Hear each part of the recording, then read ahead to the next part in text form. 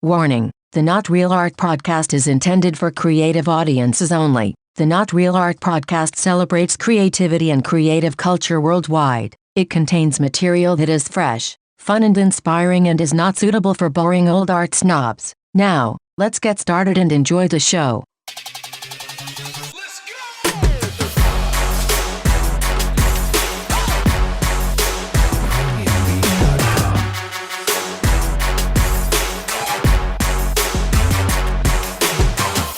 Greetings and salutations, my creative brothers and sisters. Welcome to the Not Real Art podcast, where we celebrate creative culture and the artists who make it. I'm your host, Sourdough. My co-host, the one and only Man One, is on assignment. Man, do I have an impressive guest for you guys today. Scott Bedbury is a world-renowned brand consultant, author, and speaker who has worked with some of the biggest brands in the world. His best-selling book, Brand New World, is a must-read for anyone working in business today. And trust me, Scott knows what he's talking about. He earned his stripes building two of the world's most beloved brands, Nike and Starbucks. Yeah, you heard me, Nike and Starbucks. In his early days, as head of advertising at Nike, Scott created the Transcendent Just Do It campaign with his creative partners at Weiden+Kennedy, which featured, of course, a young Michael Jordan and a young Spike Lee. So how cool is that? Scott was also chief marketing officer at Starbucks during its explosive growth period in the 90s. And at Starbucks, he created the third place brand strategy, which really helped fuel Starbucks' growth during those years. And that brand strategy was really about making Starbucks a third place for you and I to gather and go outside of our home and work. And so it was really insightful positioning that helped Starbucks. And so Scott is just fantastic. I mean, I met him a few years ago when we were working together in the healthcare space at Kaiser Permanente. He's a super busy guy, so I'm really grateful that he agreed to sit down for an interview during which we discussed lots of topics, even his new upcoming book, which I know you're going to want to hear about, and I can't wait to read. But before we hear from Scott, I want to thank you for tuning in to our 111th episode of the Not Real Art podcast. Be sure, please, to like this episode and subscribe to the podcast if you haven't already done so. Your likes and follows help ensure you won't miss any new episodes, and it helps please the algorithm gods, which helps us. So thank you for that. March is International Women's Month, and we are going to celebrate in a big way. To help us celebrate and honor the power of women, we have asked our friend and artist, Erin Yoshi, to take over the podcast during the whole month of March. We're giving Erin complete creative control of the podcast, and I know it's going to be awesome. Erin is going to be talking to some amazing women in the arts and hearing some incredible stories and dropping lots of knowledge and wisdom. So heads up and stay tuned as we celebrate International Women's Month in March with Erin Yoshi as your fearless host here at the Not Real Art podcast. I know you're going to love it. She's awesome, and it's going to be fantastic. In the meantime, be sure to go to our website, notrealart.com, to sign up for our newsletter and stay informed about all the cool stuff we do for artists and art lovers. On our website, you can do all kinds of cool things. You can sign up for our artist grant. You can buy affordable contemporary creative art through our partnership with Sugar Press. You can even support us through Patreon, and we'd be really grateful if you did. So definitely go to notrealart.com and check out all the good stuff that we have there. Now, like I was saying, our guest today is world class. Scott Bedbury has helped build two of the world's most famous and consequential brands, Nike and Starbucks. His business books are bestsellers and must-reads for any executive or entrepreneur. And he even has a new book coming out soon. So I know you're going to want to hear about that. So without further ado, let's get into this and hear from the one and only Scott Bedbury.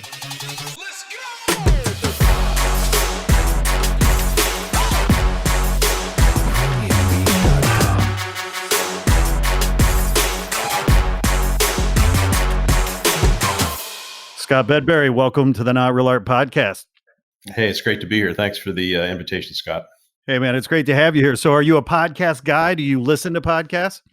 Yeah, I do. I've been toying with the idea of creating one, and I will around the book when it comes out here later next year. And I think it's just a great way to, take storytelling to another level and make it a lot more personal. So congrats too on the work you're doing. I think it's phenomenal. Thank you, man. Thank you very much. Is there a favorite podcast when you have a break in the action? Maybe when you're on the treadmill or something you're listening to? Is there something you like to listen to? Lately it's been a lot of politics, Yeah, right. No a kidding. lot of comedy. Sure. What's the one? It's called Something the Bastards. It's hilarious. I don't know if you follow it, but I'll check it out. yeah. Something the Bastards. Okay. Well, it's kind of behind the wing nuts, the people that are just swimming in conspiracy theories, and it's just a great way to kind of make light of something that has been near and dear to my heart for 4 years, writing this book on the collapse of trust. So I try and get some respite, some comedy, and look at the funnier side of these things. Absolutely. Well, you brought it up first, so let's get into this. Tell me about the new book. Well, I wrote my first and my only book 20 years ago, published it almost 20 years ago, and I never really intended to write a second book. I'm not like a serial book writer. I'm not a Seth Godin, or I just don't, kick a book out every 2 years. But enough has changed that about 4 years ago, just a few weeks before the 2016 election, I decided, for a guy that spent his career building trust in institutions, to see this war on truth, intentional war on truth, degrade so much trust so quickly. It was like, it was all fighting words to me.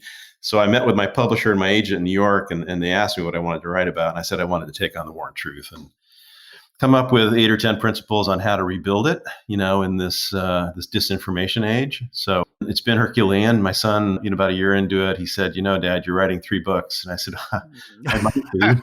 And then he Wait, said, George Lucas did a similar thing, did he not? yeah, exactly. And I go, Nick, I'm not writing 2 more books, man. This is it. I'm just doing this. And he said, well, you're like the dog that chased the mail truck, but instead you caught the post office. And in this case, the wow, your son's smarter than you are. Oh, much smarter. He's been doing a lot of the editing. He's hilarious, But yeah, he said in this case, the post office is full of Russians, and they're opening and rewriting our email or our mail. But anyway, it's been a journey.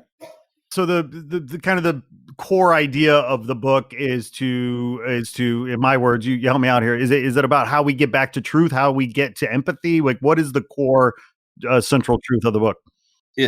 Truth is a very subjective thing, as you know. Yeah. Plato and Aristotle and a lot of guys smarter than me gave up trying to define it in absolute terms. It doesn't really exist in absolute terms. It's too full of bias, right? Personal truth. Trust is the crucible. Trust is everything. Democracies don't work without trust. Human relationships don't work without trust. And what I found, though, is the things that took decades, if not centuries, to reach a level of trust have been decimated. And some of that pretty maliciously, whether it's the free press or, some of these constitutional balances to power, whatever. I think, there's a playbook there for destroying governments by disinformation. So, and when I wrote the last book, I made some predictions about the future, and I made 4, and only 3 made the book. My editor cut the 4th one out of decorum. But it was 2000. Zuckerberg, I don't think it shaved yet. Social media was a couple years away.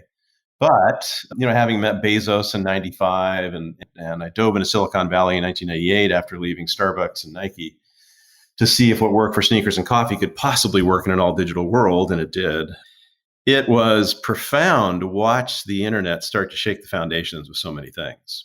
And one of the things that I just couldn't get out of my head was how quickly I thought the internet would reveal inauthenticity, companies that say one thing and do another. And that took a lot longer than I thought it would. Mostly it outed bad dictators for a while. So the first 3 predictions, I think one was that the internet would be God's truth serum to business. I think the second one was that the days of the corporate comb-over were numbered, proof that Trump never read my book, but I'm not offended by that. I don't think he reads many books. And the third one... Can he even read? I don't know. And books. Yeah, and the third one was the world would become so transparent, everyone should wear underwear that fits. And I'm amazed my editor, Rick Cott, left that one in. I just kind of threw that one out there. But the 4th prediction, which I really wish we had left in, I was, I'm sure you were too, in the late 90s, listening in and watching kind of what was going on with these internet trolls, in the chat rooms, on Yahoo and wherever else. and these sort of anonymous asshats just, raining hell on everybody, right? Yeah. And it struck me, the fourth prediction was that the internet would eventually reveal the inner ass in humanity. And I think that's kind of come to pass. I think it's revealed, perhaps far more than we had thought it would, and it will continue to do so, right? So I think the book is also about preparing for transparency, right? It's also about the power of storytelling, which has never been greater than right now, and the digital weaponization of human needs and human weaknesses, which we've seen through social media. So the book opens up, obviously, ground zero. I'm with Zuckerberg, page 1, chapter 1, talking to him in 2010 about thinking about taking some responsibility for the power that he had amassed already with 500 million users and tipping towards 1 billion without breathing hard. But, he'd have none of it, right? I still don't think he kind of gets that. So, yeah, the book, I'm proud of it. I think the 10 principles, my goal has been they'll be as timeless as the ones I wrote 20 years ago in A New Brand World. Those are all still standing the test of time too, but can't wait to get out. Yeah. So when is the big day? When, I know you've been working on this for a while. Do we have a release date yet? No, we don't. It's going to be, the manuscript's pretty much finished, and it's going to go into legal and all that sort of stuff here in the next month or two. I would think spring, April, May, June. I'll keep you guys posted on it, but it should be, it depends. In this day and age in publishing, they can smash the gas pedal one way or the other and move something up or push something back. So it's kind of out of my control, but as soon as we can. Right. So in terms of the 10 principles that are coming out in the new book, what organizations or brands do you think today, without having read your book, like who's personifying some of these values? Well, I might be slightly biased, and it is chapter 1. Chapter 1 is basically, the title of the chapter is Not All Unicorns Can Fly. And it is a comparison of Facebook with Airbnb. And those are two platforms, right? Essentially, two technology companies. And one of them believed in the need for trust at every touch point, and the other maybe not so much. So I think there's a teachable moment right now that, with disruptive power comes the need for, a correlation and trust. You can't just be a wrecking ball anymore, move fast and break stuff. And I think we're finally, 10 years later, seeing some changes coming toward social media, specifically Facebook, and to some extent, I suspect Twitter and Google, and YouTube. But I think that's the thing that has changed so much. It is this weaponization of information. And we've never, I shouldn't say that. I'm sure that when, the radio came out, people went, oh my God, that's the most crazy thing they'd ever heard, the power of the theater of the mind and all that. Even the telegraph, right? That sent the Pony Express asunder after 1 year.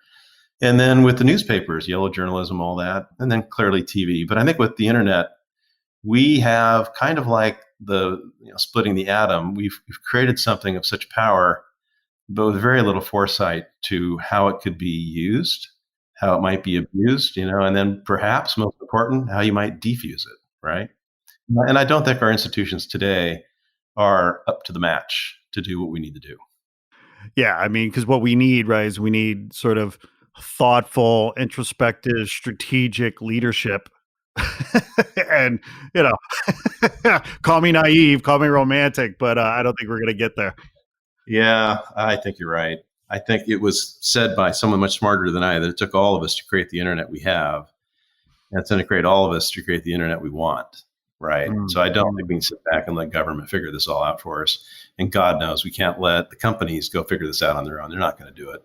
So I think it's a time for everybody to be heard, step up and by our own actions. I mean, you look at the biggest advertisers today, they are enabling, some of this to happen. And I know there were some efforts in boycotting Facebook specifically earlier this year. That's just sort of withered away. I don't even know where that's at now, but I think if we decry what's happened to truth, we decry this information overload, and we don't know who to trust anymore, look inward, because propaganda only works when it comes from somebody or something we trust. And I think all of us have forwarded something that probably wasn't entirely true at some point. So I think, the buck stops with each of us. And I think we kind of got to start a movement in that direction. Yeah. Well, and I forget the guy's name, the founder of Whole Foods several years ago wrote a book called Conscious Capitalism. I don't know if you read it or not, but this was supposed to be an oxymoron, right? I mean, business is supposed to only worry about the interests of their shareholders, return a profit. They shouldn't have to worry about a triple bottom line or social good or climate change or any number of these things. And certainly this idea of conscious capitalism feels like it shouldn't be some, dare I say, socialist idea or ideal. Why can't for-profit companies, publicly traded on Wall Street, get behind the common good and build trust and loyalty through and proving that they actually give a shit? Yeah. Well, I think fortunately in the last couple of years, we're seeing a bit of that, right? We're seeing everybody from, Benioff did a great speech, I guess it was 2 or 3 years ago at Davos, followed up by the chairman, CEO of BlackRock, I think, if I remember correctly, a year later, but basically saying, the days of just taking care of your shareholders are done. They're gone for a publicly traded company. Yeah. If you look at this, millennials, I happen to have 2 of them, 31 and 24 years old. And, God love them. Thank God for them. They, they're smarter than I ever was at that age. And I think they cheated because they had the internet, in grade school. So Yeah, right. I had to beg my mother to drive me to the library and go through the what do they call that? The index card system. The Dewey Decimal System. Exactly. the card system. Scroll through the microfiche tape. Yeah, right. Anyway, they have a better sense. Most of them do, I think. And they're raising the bar in terms of the kind of company they want to work for, right? Mm-hmm. And the brands they want to support, even though they know to be conscious in that way sometimes might cost them a few bucks. And that's really hard right now, economically speaking, where we're at. So I admire them for that. And I do think, and I do say this in the last few pages of my first book, I do make a call for the triple bottom line, 20 years ago, because that was kind of new back then. Yeah. But it was my hope that if the book would even just take one big corporation and make it a better company, not just a bigger company, all the effort I put into writing that first book would be worth it. And I just live that philosophy. I think companies need to be better, not just bigger, and better in every way, not just better products, but how they treat their people, their employees, the communities they serve, the environment, yada, yada. So we're finally now getting to a place where there's some better reporting systems. 20 years ago, it was kind of ambiguous in terms of, how much better did you do this year than last year on your environmental impact? It was a little fuzzy. So we're getting there. And I think the millennials will hold everybody's feet to the flame, perhaps better than we did. Well, so, at the risk of oversimplifying all the heady stuff that you're talking about, for me, I've always been amazed at how little, well, based on my experience, my very, singular experience, how little companies tend to prioritize the basic idea of customer service, right? So if you can dimensionalize and build out this idea of what customer service means, whether it is being a good steward of limited natural resources or creating an end-to-end recycling kind of program or whatever it might be, think of it in terms of customer service. You are ultimately going to build loyalty. You're going to have customers for life if you demonstrate outstanding customer service. Yeah. And I think the core of that is a word you mentioned a few minutes ago, is empathy. And I think that's what we're also missing. And it is, in looking back through the manuscript a couple of weeks ago, I was just trying to do some light editing, and it's in every chapter, one way or the other. And I think it is what we're missing. And there's a big difference between sympathy and empathy. Sympathy is like empathy light. It's like, feeling sorry for somebody, but not having enough conviction or a conscience to do something about it. Yeah. So I think that's what we're craving right now, are people that actually give a damn about something other than themselves. And sadly, this nation is pretty broken that way. We have a lot of people, too many perhaps, that honestly don't care about the person next door, their neighbor, their friend, the other guy on the highway. So we got a lot of work to do. And again, it's just a through line in the book. I do believe, and I look back at Nike, I look back at Starbucks and Airbnb, brands that I've sort of put my fingerprints in some way or another. I mean, the Just Do It campaign, oh my God, 32 years ago, was, if anything, it was a self-empowerment message, but it really was turning the lens away from us to the public, to the world, right? It wasn't about large molecules of gas trapped in a thin, pliable membrane of an anatomically correct midsole, It was inspiration, right? It wasn't just aspiration. It wasn't just want to be like Mike. It was really getting people to think deep. And we didn't realize, I don't think, in that first year, the chords we were striking with consumers, until I got a letter. And I always get these Dear Mr. Nike letters, about the advertising. So I get those. And this one, hey, Mr. Nike. That's my new name for you. I'm going to start referring you to as that. Right. No, I got all those. And it was kind of dodgy too, because oftentimes they had creative ideas, right? And you could you couldn't do anything with them because the agency might already be working on it. So we had a process that I'd look at it lightly and just send it back and say, our agency comes up with the ideas, please point them over there. And here's their contact information. But this one letter stood out. It was a woman who was gushing about how much she loved the new campaign and how it gave her the courage to finally divorce the lousy man she'd married 20 years earlier. Wow. Breaking up homes. Oh my God. I remember looking at that going, are you kidding me? And no, just do it. Yeah. And then not very long after that, I got a cease and desist letter of sorts from Nancy Reagan's foundation, that we're putting children's minds in the gutter. So yeah, I have a whole file of weird letters. We got a cease and desist from Mr. Rogers, once because we did a spoof on his neighborhood with a campaign with David Robinson, Mr. Robinson's neighborhood. Right. I remember that spot. Anyway, yeah, if we weren't being boycotted or if we hadn't irritated somebody in 6 months, we weren't doing our job at night. You're not trying. That's right. Yeah, no, you play it safe and you're invisible. You can't be heard. Oh man. Wow. Touched on so much there. I mean, it's you have such an incredible backstory and history, and you've sort of referenced some of the great brands that you've worked on, and whether it be Nike or Starbucks, and some of the great people you've worked with, whether it was your agency Weiden+Kennedy, I believe, right, and of course fantastic athletes like Michael Jordan, for example. I mean, how were some of those? This is a broad question, but I mean, how was your journey when you think back on your journey as a business person, as a marketer, as a thoughtful leader in the world of brands? I mean, what were some of those 1, 2, or 3 stories that really you look back and you say, you know what, that was a priceless, invaluable experience. I'm glad that happened. No, there've been a few of those. I think on the Nike side, it was, I don't know, being hired at the ripe age of, I think I just turned 30 to run Nike's advertising program. That sounds like a lot, but the whole budget in 1987, 88 was $8 million. It wasn't a whole lot of money. Right. And I think we launched the Just Do It campaign with $2 million in production and $7 million in media. I think when the agency cracked the code on that, the brief was simply open up the access point because Nike was really narrow. It was a bunch of guys that could run 6-minute miles and not breathe hard, and hold a meeting while running, selling shoes to guys just like them. And Reebok came along and clipped us with this aerobics category in a shoe called the Freestyle and a few other things. We dropped from 1.25 billion in revenue to about 800 million, like a rock. That's significant. That's a scary fall right there. Yeah, and most people don't know. They think Nike's been perfect forever, and Nike was anything but perfect in 85 and 86. So Nike had to lay off, I don't know, it was 10 or 12% of the company. But more importantly, we had to figure out a way to combat them and come back, but not lose who we were. And that was this sort of inflection point for the company that was, Just Do It feels like an ad campaign. It was reflective of a fundamental repositioning of the company because we weren't just talking to, 15 to 24-year-old males anymore. And the more we twisted or we bent the edges of what that meant, creatively, whether it was like the first commercial with an 80-year-old runner, Walt Stack in San Francisco, who ran 17 miles a day, joking about how people ask him how he keeps his teeth from chattering in the wintertime, running bare-chested across the Golden Gate Bridge, and he says, I leave them in my locker. It was the first ever use of humor ever by Nike that I could see, and all the work it had done. It was always like serious guys in a sweaty gym, locker room.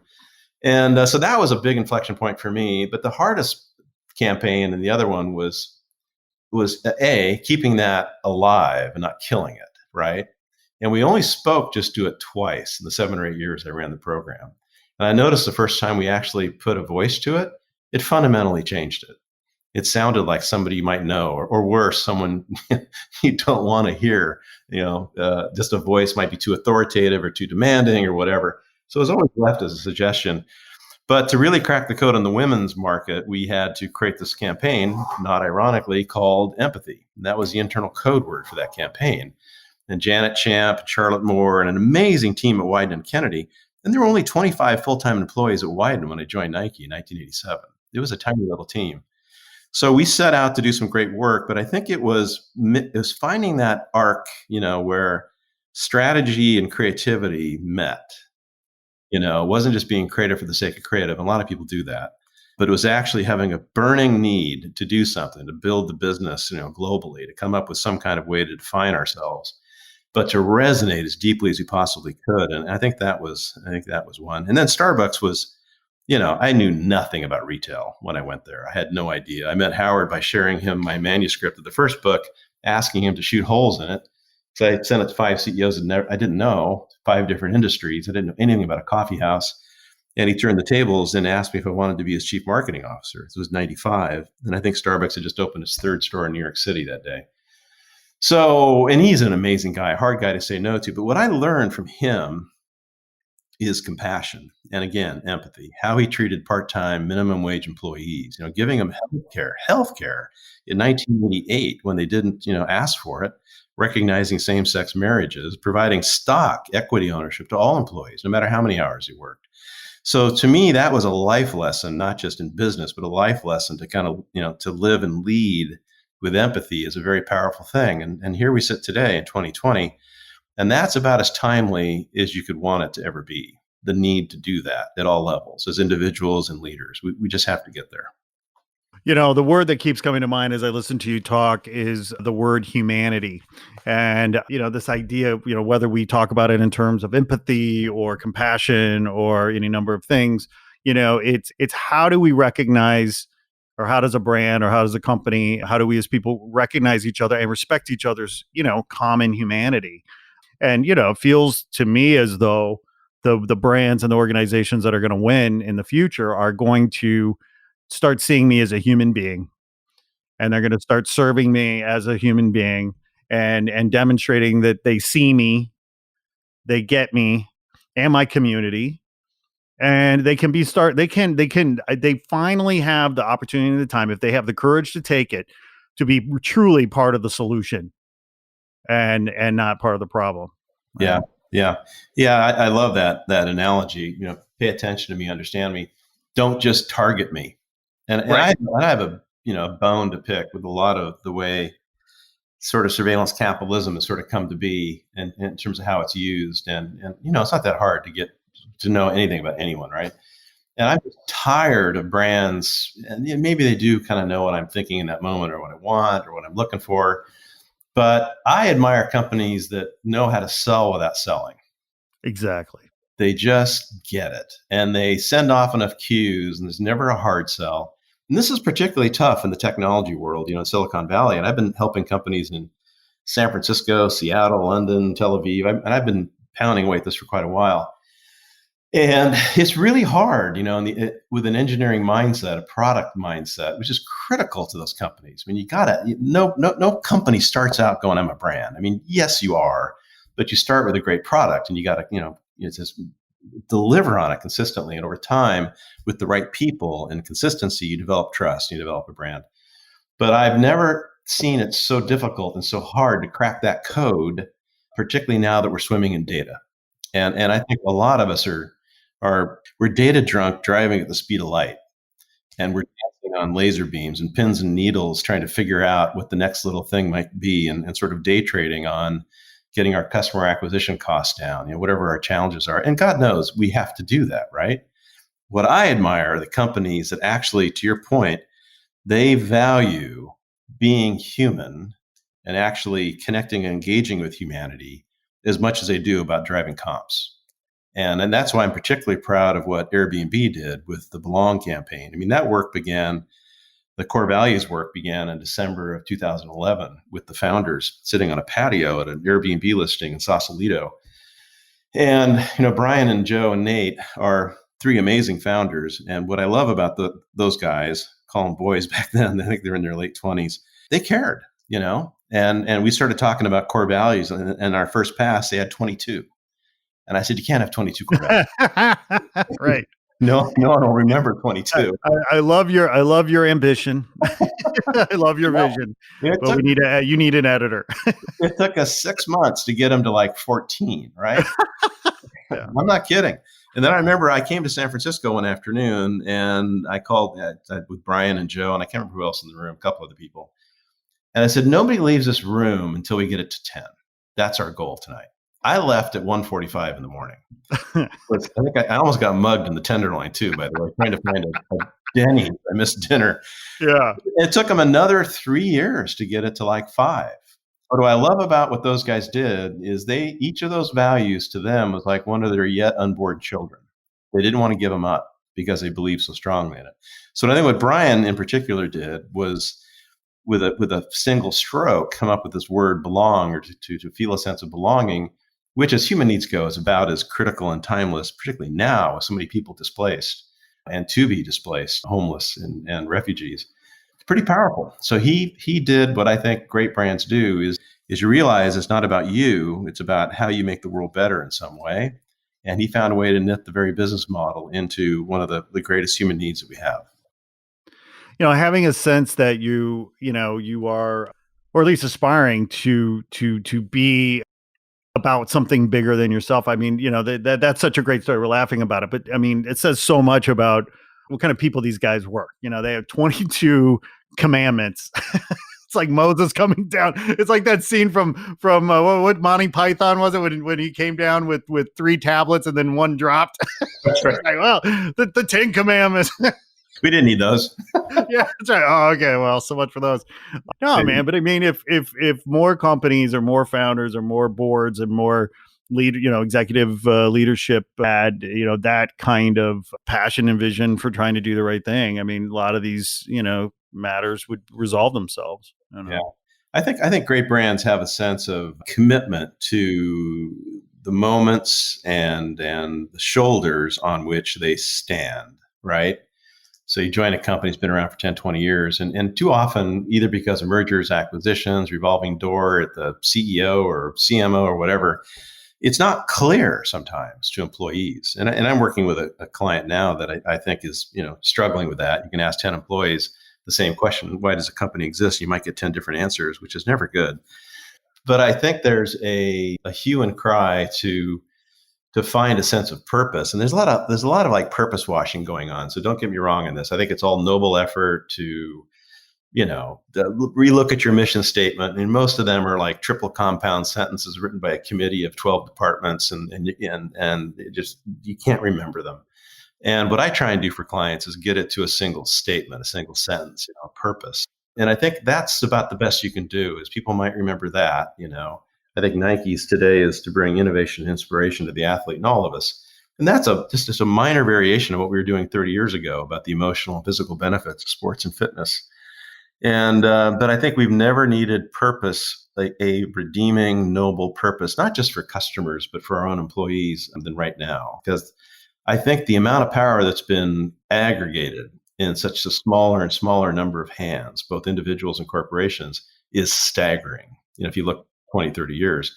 And the question becomes, what are they doing with that power? And I think it's a very legitimate question. So I applaud. Well, absolutely. And by the way, I would feel less, I'm a capitalist, I'm pro-competition, I am anti-monopoly. But that being said, when it comes to the Googles and the Facebooks of the world, if I actually could own my own data like I own my own image, the rights to my data like I own the rights to my image, my likeness, I would feel less threatened by the fact that, they have all that data, because I'd be able to monetize it. But yet, we're not there. Yeah, no. And I hope we get there. It's when I did meet with Mark Zuckerberg and Chris Cox in 2010, it was about a month before the social network broke. And a friend of mine who worked closely with them asked me to come down because they were using the word brand for the first time. They never actually used the word brand. The B word. The B word. It's like, what do they mean? Capital B or little b? Yeah, I don't know. But they didn't really know, but they did know this. And ironically, it was the first breach of privacy for Mark personally, right? The movie. And you had David Fincher and Aaron Sorkin, dynamic duo, right? Think about that. Those two are going to go create a movie about your life.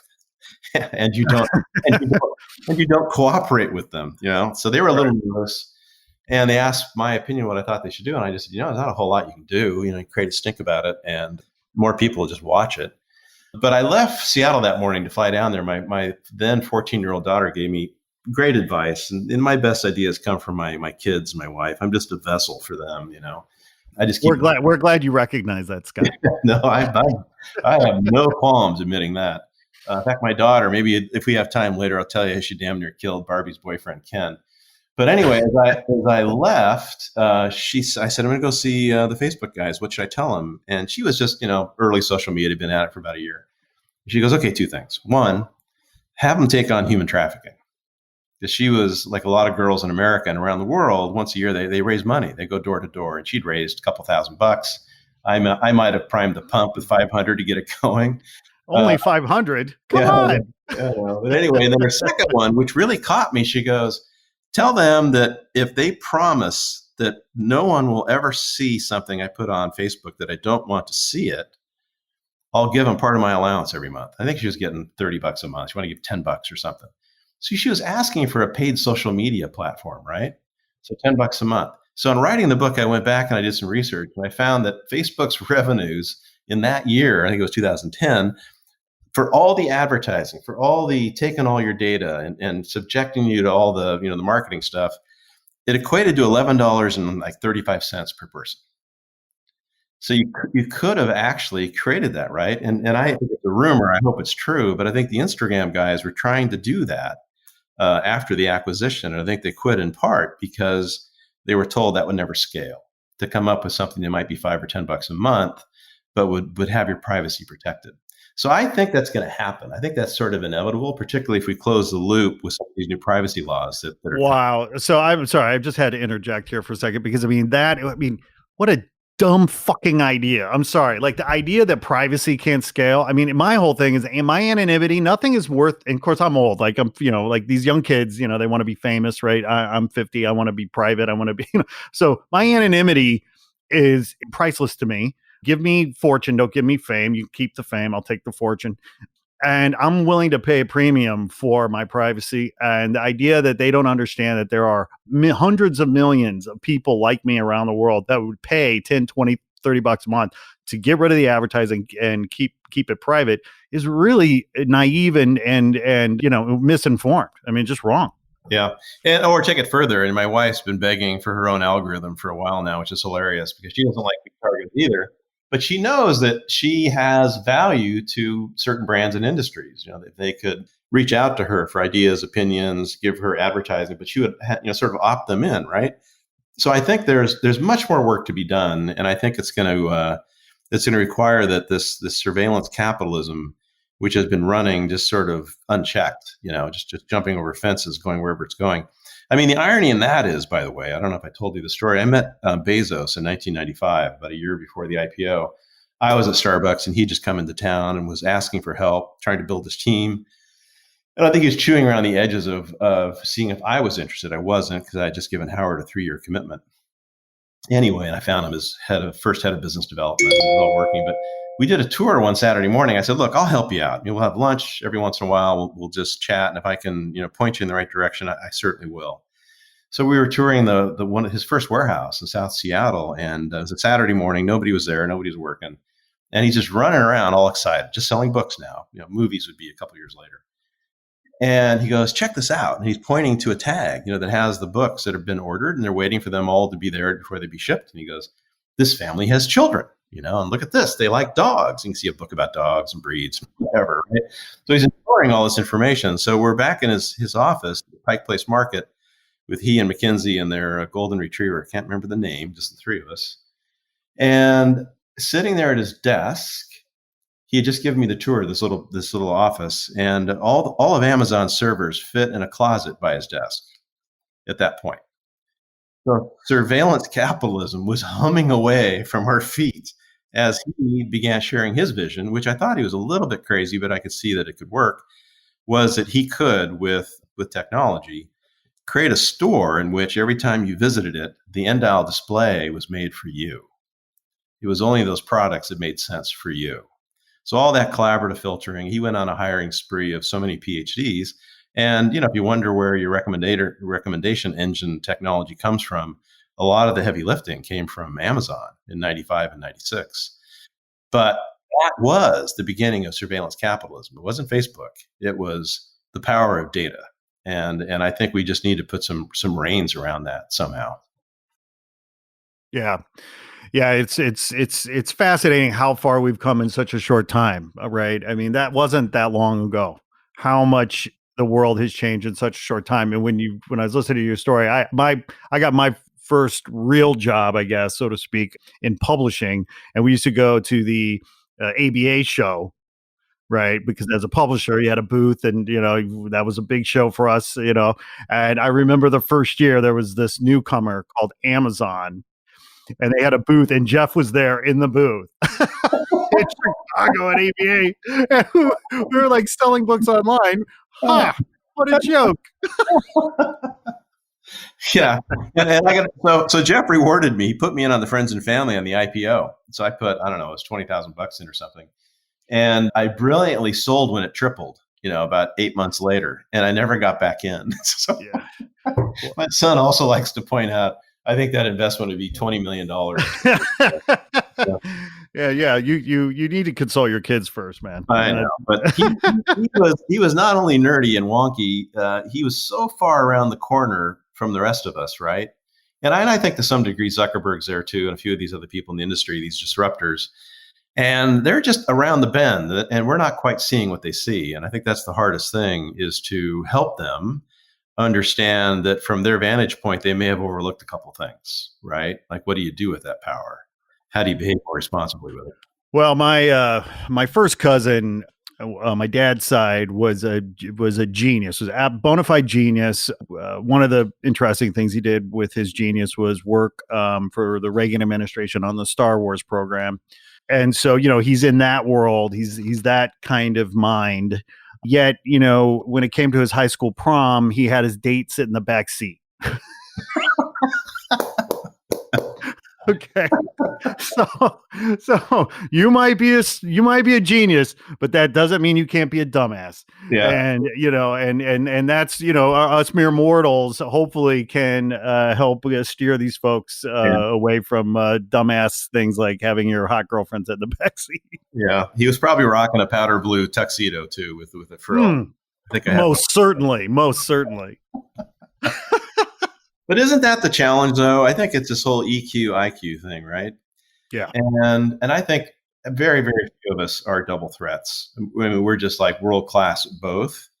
And this is why I admired Phil Knight so much. Besides being an athlete, and that's where he met the co-founder, Bill Bowerman, Oregon coach, 3-time Olympic coach. And I think he, and then he went and got his MBA at Stanford, and his thesis was about, this opportunity in the running shoe market. Adidas owns 70% of the market, I think.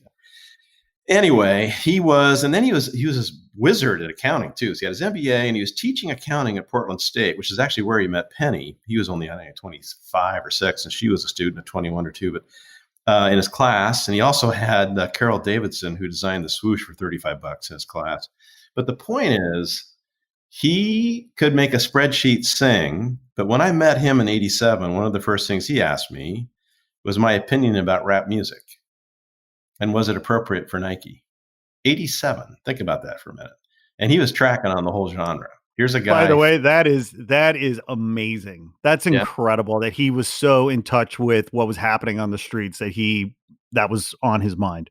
Yeah, and I think he was 49 or 50 at that point. So and then he quickly realized the most valuable thing at Nike wasn't the patents on Nike Air and all. I mean, that was great to have that, and they have more patents than anybody probably in footwear, all of them combined. It was creativity, and not just in marketing, not just in shoe design, but we had the most innovative, creative sales organization I've ever known. Supply chain, distribution, ordering systems. We called it futures. And it was never acceptable to take the business plan you did last year and make it 5% better the next year. It was clean the chalkboard. Now where are you going, right? So this push for innovation, and with that came, thank God, an acceptance that mistakes would be made. And that was huge. That's huge. Well, but in a positive way. I mean, you make them, you don't get beat up immediately. And in fact, we didn't even have job descriptions when I joined. It was sort of like the Bedouin tribe at Nike. Everything was sort of verbal. So I met with Knight. I met with Knight on my first day on the job. I said, "Hey, I'm here." We'd had a couple of good long interviews, and I said, "There's kind of a lack of direction here. There's a lot going on. What do you want me to do?" And he said, "Just do great things." And I looked at him. Here's a man that just laid off 12% of the company, a year before, and it was smarting. And I said, "What if I make a mistake?" And he said, "Mistakes are okay." And now I think I'm being played, right? Because he is the way. He loves a good practical joke, or just to push you into the deep end of the pool and see if you can swim. in a kind-hearted way, but he did that with a lot. Sure. Yeah. But then he got serious and he said, all I ask is you don't make the same mistake twice. And I think that's it. You make the same mistake 3 times. That was a career limiting move. Twice is like, what is this guy doing? Right. But if you look at the power of what Nike created, it wasn't just creativity, because creativity without courage is pointless. And you can just frustrate a lot of people by saying, hey, go be great and be creative, and then not have the courage to actually either A, pay them a working wage where they can stay there, or B, produce it, and bet the farm on it. So wisely or not so wisely, I gave Weiden+Kennedy the same license. Basically, just go for the fences, shoot as far as you can. And certainly there were a number of spots that we ran once because they were colossal mistakes, but we learned from every one of them. And I think that's the secret there, I think. You've hit on so many interesting points. I mean, I feel as though, to the extent, right, that Nike was an innovator in the running shoe category specifically, but then for Phil Knight to have this kind of ethos as a leader to say, take risks, do great things, but you talked about Nike sort of in sort of every link in the value chain, you guys were innovating, right? It was like, and that's the thing. It's like innovation is a word that gets sort of, I guess the marketing and the brand, the design folks love to kick it around, but what does it mean for the sales rep to innovate? What does it mean for the supply chain distribution link to innovate, so on and so forth? And that does come from the top. Well, and I think part of that, it certainly is cultural. I was coached for my interview with Knight to avoid using 2 words. One was marketing and one was research. And that it would be pretty limiting to sort of focus too much time on either one of those. Because apparently he believed in product research, but not in marketing research. So once I was tongue-tied because I was coming out of an Ogilvy and Mather-owned ad agency up in Seattle. It was a huge agency back then, Cole & Weber. And it was all about process and research and insights, strategy, and blah, blah, blah. Anyway, so I was a little tongue-tied in the interview. So about, a few months later, we're at a big conference in Atlanta. I think it was called Super Show, having a beer. And I looked at him and I said, now that I'm safely on board, I'd like to ask you a question. I said, I was coached not to say the word marketing in my interview with you. And clearly Nike behaves like a company that knows a thing or two about marketing. I said, what? And honestly, we didn't have a marketing department, to be fair. We did not yet. We had all the disciplines, but there wasn't a marketing department. It was more or less kind of run by, at that point, a general manager, Tom Clark. Anyway, he said, marketing? He goes, that's what other companies do. We don't do that here. So, and even with Weiden+Kennedy, we had an agreement, Dan, David, and I did. We would never copy test anything we did. We would never take storyboards to a group of consumers in a focus group and say, what do you think? We had to put our own necks in the line and trust in our gut. And I think that's also something we miss today as we swim in all this data. We've lost the courage to even have an initial reaction to something, just personally, react to an idea as a human being rather than, well, what did the data tell us? Right. Oh, so I was actually telling a story yesterday about this exact point, but in a different way, and I'll try to be quick about it. So, a few years back, the folks, I don't know if you're familiar, there's a very famous kind of art licensing show called Surtex. It's at Javits every year, at least it used to be.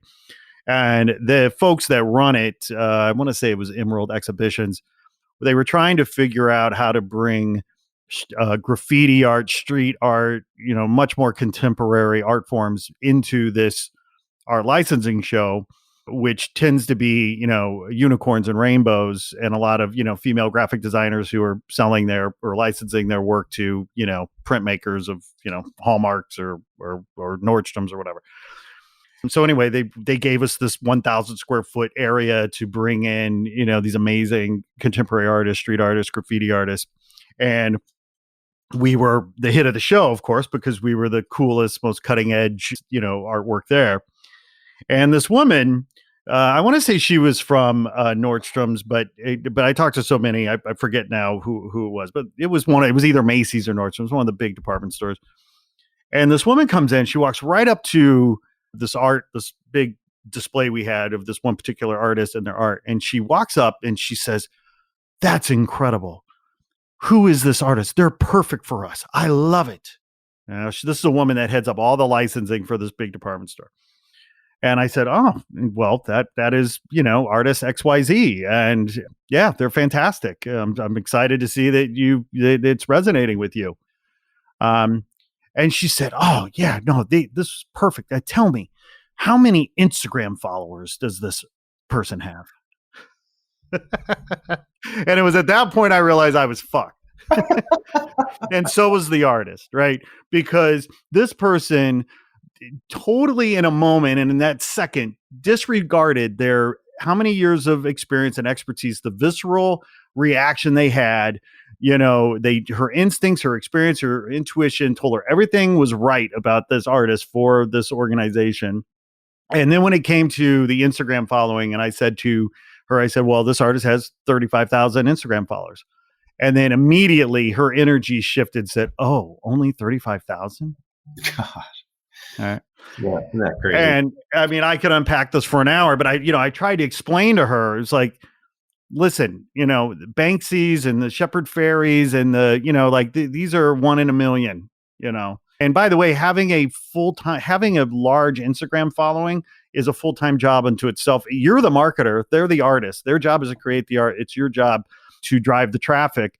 But of course, a lot of marketers, right? Because we're not in the risk-taking business. I think a lot of marketers and brands these days look at some of these metrics and this data as a gauge for risk. It's like, oh, million followers, less risk. Right? Yeah. Well, I think that I'm with you totally on that. It's kind of disheartening to hear that. I think it's and again, I'll point at this next generation, the millennials and others to follow them. I think they'll probably do the same thing. I think thank God, we're still as a species, humans, we're curious, most of us. Some of us are willfully ignorant now. We don't want to learn anything more. That's roughly a third of us. But so I say 2/3 of us are still pretty curious, want to open up, whereas Dan Weiden used to say, which is a great line, by the way. I saw him inducted into a Hall of Fame once, and he was all nervous. He gets up there and he's just, oh, shucks. This is, like 20 years ago when he was really uncomfortable talking about the success of Weiden+Kennedy. And he goes, I don't even know what I'm doing here. He goes, all I know is I ask my employees whether they've been with me for 3 months or 3 years or 15 years, show up to work every day stupid, ready to learn, right? Don't come in with all the ideas, all the proven ideas, the proven concepts. Let's all just kind of bend our minds open. So what you had at Weiden+Kennedy, and I think this is good fodder for anybody, is this willingness to let the world in, right?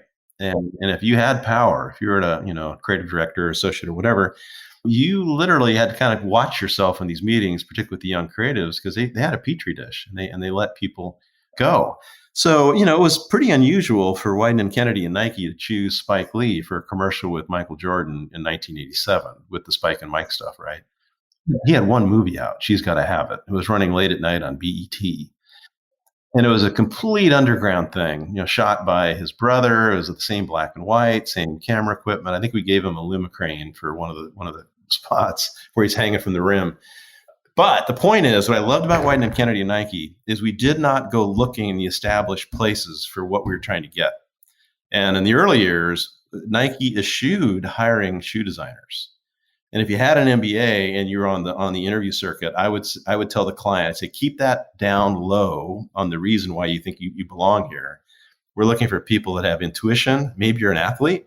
Maybe you really love sports. But the point I'm trying to make here is the willingness to make discovery and to find something nobody else has seen yet. And it hasn't been validated at the highest level yet, right? But because it is new and fresh and meaningful and it just sort of makes you stop and think. And that's why I look at the kids today and it's like, they don't want to go to the same restaurant every night. Most of them don't. They want to try Vietnamese. They want to try some North African food. They want to try whatever.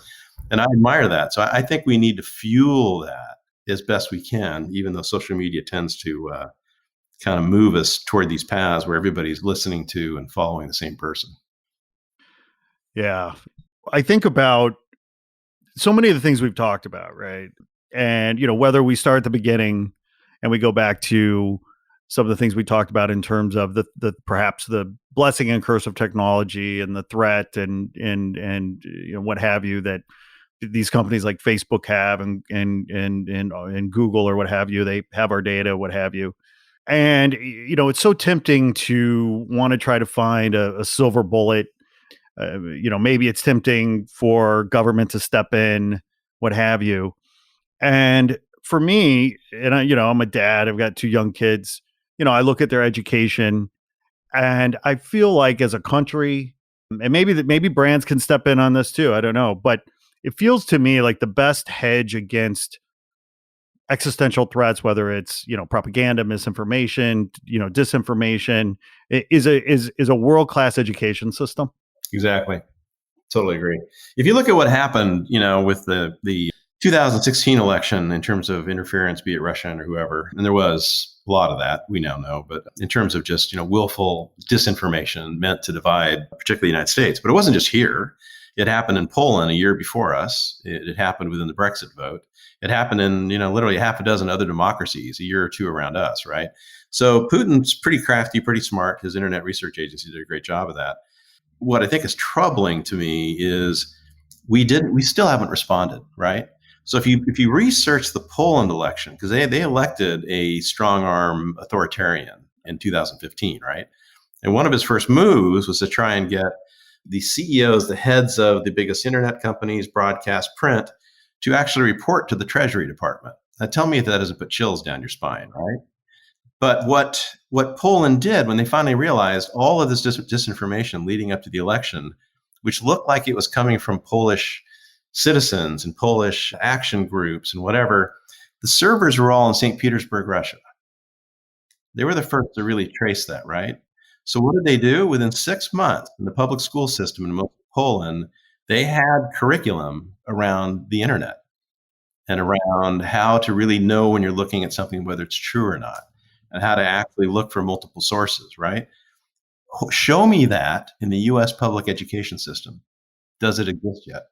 In some private schools, yes, but we should be teaching that from the third grade up, right? Well, I'll see you and raise you one, because I feel as though if we were teaching, that from, your early years, as well as some even more basic things like, dare I say, a foreign language, dare I say, design thinking, Mm-hmm. right? If our kids were trained, and taught, along with, I guess now, it was what I guess what they're calling it. It's leaving me now, but what's the acronym? It was not Spark, but what was it? STEM. STEM, right? And now it's STEAM, because they finally put the art back in there. Right? Because STEAM, the arts were out of it, right? It was science, technology, yeah, and so, but they finally put the arts in there. Finally. But the point is that, we're raising kids with very one-dimensional, perhaps, feels like we need to raise a citizenry that is multidimensional, that they can smell bullshit and think for themselves and be critical. But of course, the power structure, it's not in their best interest to raise kids that can think critically. Yeah. No, I agree. And I think it's been, researched to death that if you teach a child a second language in their first 5 years, they have a higher capacity to do more abstract things later in life. It's sort of these, I'm not a psychologist or scientist, but apparently that was your first job, right? Yeah, exactly. But no, it just wires your brain in a different way. And I firmly believe music does the same thing, right? Because that's exactly. Language. And I think design is the same thing. Yeah. And what I love about design is it teaches you, once you fall in love with it and somebody exposes you to it, or photography, whatever, pick it, whatever gets you going. You have an awareness of something now. You're looking for that thing. You're looking for that pattern. You're looking for that break. You're looking for that association, or you're looking for just the beauty and the splendor and the awe of something, right? Instead of just going through the paces. And I'm totally with you. I think we need to really rethink that. I think we need some kind of MacArthur project or something around and these poor kids in the last year, what they've been through. There's probably been a more important time than now to rethink how we're educating our kids. Absolutely right. Absolutely right.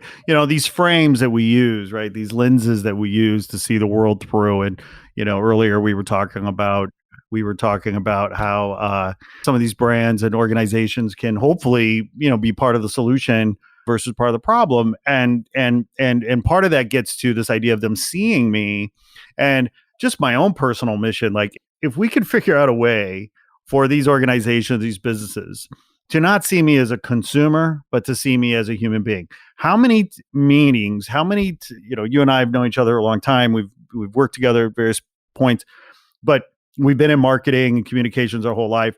It's always consumer this, consumer that. It's never the human being. It's like, and I feel like if brands and organizations can just change the lexicon, could change the parlance, could change the jargon away from this very dehumanizing word called consumer, a very one-dimensional, dehumanizing term, consumer, and start referring to me as to what I am, which is a human being, it would just have a psychological shift that could be really powerful. Totally agree. When I was in the journalism school and I started studying advertising and kind of falling in love with it, I bumped into the writings of David Ogilvy, and anybody in marketing, the young people maybe not so much aware of who he was, but great writer. And I had to read Confessions of an Ad Man as one of my early coursework. And I think it was 1957 or something, but he had two really interesting things. But the one that he said that got me most was, he said, you need to respect the consumer, for she is your wife. And that sounds incredibly sexist, and it was in that moment. What he was trying to say is, these aren't inanimate things; these are real human beings, right? Yeah. And more recently, I've been working with some really smart investigative journalists. This section of my book on storytelling and bringing truth to power and the need for all that. And it goes back to Facebook and these companies too. Is that behind every statistic is a human being? Yep. And we forget that, right? We're all just, or in the Kaiser work that we did and you and I worked on together. I remember Debbie Cantu made the comment after we did the insights work. There was a consumer at some point in there in one of the focus groups. I think it was in Atlanta, in Buckhead somewhere. And I remember looking over at Debbie when this person said it. And she said, I just wish my healthcare company would respect me as a human being and not a profit center. Yeah. Right? Don't treat me like I'm just, right? Powerful. And later on in that work, we also found that just, for the doc in his 8 or 9 or 10 minutes, or the nurse practitioner, whoever's with you, just to look you in the eye and say, is everything else okay? You come in for your knee hurt, or you've got something going on, you got some, bad cold, maybe some cough, whatever. And we did play with that a bit. And we found that, and just as a human being again, sometimes we forget to ask that question. Is everything else okay? And because there's a lot of people out there that aren't feeling okay. And just to know that someone else is curious enough or engaged enough or aware enough or present enough to ask that question can make a big difference. So the bar to me is very, very low in terms of what we can do as individuals and organizations. We just need to, and then again, I'll have to send it to you. One of my favorite chapters is simply titled, Be Superhuman. And what I mean by that is to be all of what I just said, to be present, fully present in the moment, whether it's with your kids, your spouse, your team, even in yourself, like what's going on, right? And that chapter opens with a quick little anecdote about Michael Jordan and watching him interact with a group of kids that had just piled up outside the forum. We were shooting what was one of the first, the Hair Jordan commercials, which kind of became the Space Jam thing 5 years later. But no one was supposed to know. This was like 1991, I think. There weren't many cell phones, and it was a Sunday morning, and we're just trying to get them out of there. And somebody knew, so we step outside. There's probably a good 150 kids. And I look across the parking lot, and I could see another 50 to 70 running, across the parking lot, right? With basketballs in hand or posters or whatever. So he goes over and starts signing, and I realize we're both in trouble because he has to be back at the team hotel, promptly, and they have schedules to keep. So finally, I said loud enough for him and the people around him to hear that we didn't know they'd be there. Really sorry about it. Michael has to go. So we step back toward the car, and I look back, and Michael turns, and then he stops, a few feet back from this rope that Pitka's production crew put up to kind of manage the crowd. And he stares out into the crowd for a good minute. And it felt like 10, because I didn't know what was going on. And I thought, you're like, Mike, I'm going to get fired, man. Come on. No, just fined, because the team will get fined, and he'll get fined, and it'll come to me. Right. Yeah. Like $50,000 or something. So he finally turns, and I said, do we forget somebody? Because sometimes these athletes, they have a posse that travels with them. They got friends, I'm going to stop by, do whatever. And Michael never had a big posse when I worked with him, which was just amazing, right? And he looked at me and he goes, no. He goes, if I know some kid has been waiting hours to see me and I can't get to him, I at least want to look them in the eye. Yeah. I mean, think about that. And this is the very moment when Barry Bonds was charging kids for an autograph, and he had to buy his brother's autograph at the same time, right? Or something to that effect. So here's a guy that didn't have to do it, could have put a ball cap down, just walked away and didn't, right? So I think that you don't have to be Michael Jordan to be superhuman. We all have people in our world that look up to us, right? More than we probably know. And they could be total strangers too. Just help somebody in some way and make their day a little better. So I'm pretty optimistic about the future. I was less so 4 years ago. I started writing this book, watching trust get decimated and empathy viscerated. But I think the pendulum's starting to swing the other way.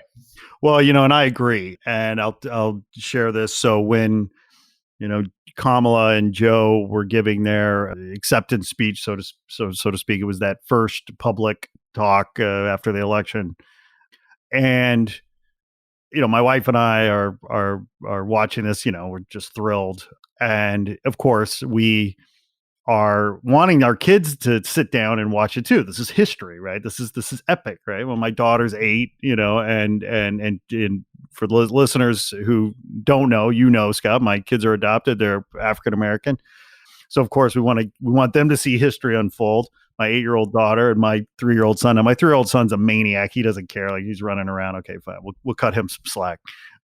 But my 8-year-old, she's trying to care, but she's fidgeting, she's doing whatever 8-year-olds do. And I realized that my wife and I were getting, we were almost like worried and offended that the kids weren't taking this so seriously. And then I finally checked myself, and then I turned to my wife and I said, you know what? I said, here's the deal. This is their reality. Like, my daughter, her first president was a black man. Right. Her third vice president is a black woman. Like, this is normal for them. Isn't that great? This is why I'm hopeful. This is why we need to stop freaking out, because the world has changed. We're just old enough that we remember how hard it was and how crazy it's been. But for them, it's the new normal. Absolutely. I remember we were at the inauguration for Obama, and that was a cold weekend, by the way. So Chicago in the winter is no joke, man. Oh, this was DC. The inauguration. Oh, okay. Oh, the inauguration. Right. Sure. Yeah. And we did do the home state ball though that next night. But anyway, so we're in the hotel lobby. I can't remember where we were. We're like right there at the heart of it. It's jammed, and there's a pretty good mixed group of folks in there. And everybody's looking at the screens, and I can't remember what was going on that night. And then Obama comes on the screen, and I'd been watching these two kids. They're, I don't know how old they might have been, 10, 12, black kids who were kind of running around, just being kids, doing their thing. And suddenly they just turned and were riveted on the screen, just absolutely riveted on the screen. It was just, they didn't move. And then they became the best behaved kids in the place. So the next day, it was a Monday, I think it was, they called it a national holiday in DC. So everybody had the day off. So I'm walking around the mall and doing all the monuments with my son and my daughter. And my son points out, and we're watching this too, because there's a lot of families there. And he goes, what's cool about this, Dad, is someday these statues and the monuments, they won't just be for white people. Wow.